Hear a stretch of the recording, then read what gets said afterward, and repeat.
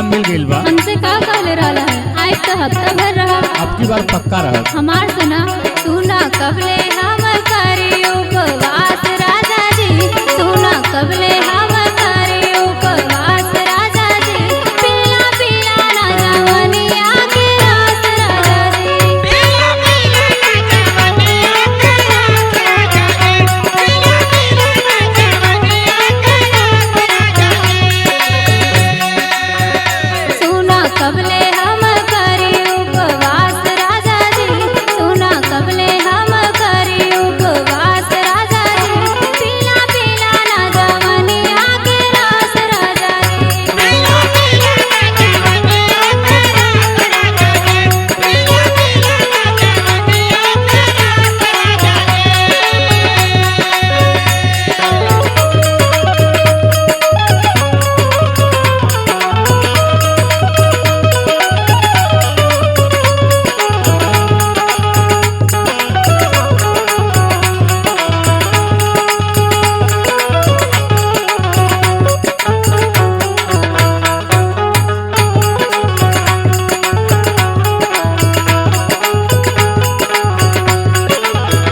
पहले हमार सुना अब हिले बचल बाते वरमलाई, लाली ओठ लाली राजा कुली चाट जाई, लाली ओठ लाली राजा कुली चाट जाई, लाली ओठ लाली राजा कुली चाट जाई।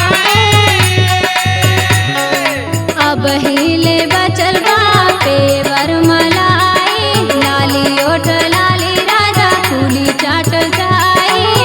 सुना उठा ताला हरियाणा से नाच राजा जी, उठा ताला हरियाणा से नाच राजा जी, पिला पिला ना जवनिया के रस राजा जी, पिला पिला ना जवनिया के रस राजा जी, पिला पिला ना जवनिया के रस राजा जी।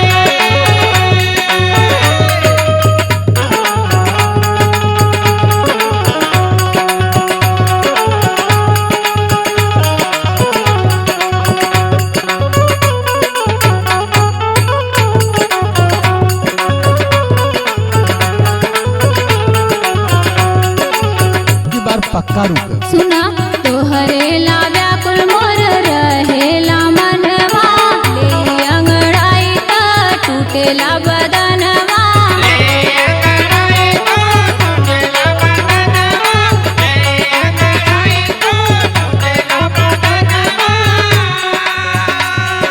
तोहरे ला व्याकुल मोर रहेला मनवा, ले अंगड़ाई त टूटेला बदनवा, जाए ना देह बाजा पास राजा जी, जाए ना देह बाजा पास राजा जी, पिला पिला ना जवनिया के रस राजा जी, पिला पिला ना जवनिया के रस राजा जी, पिला पिला ना जवनिया के रस राजा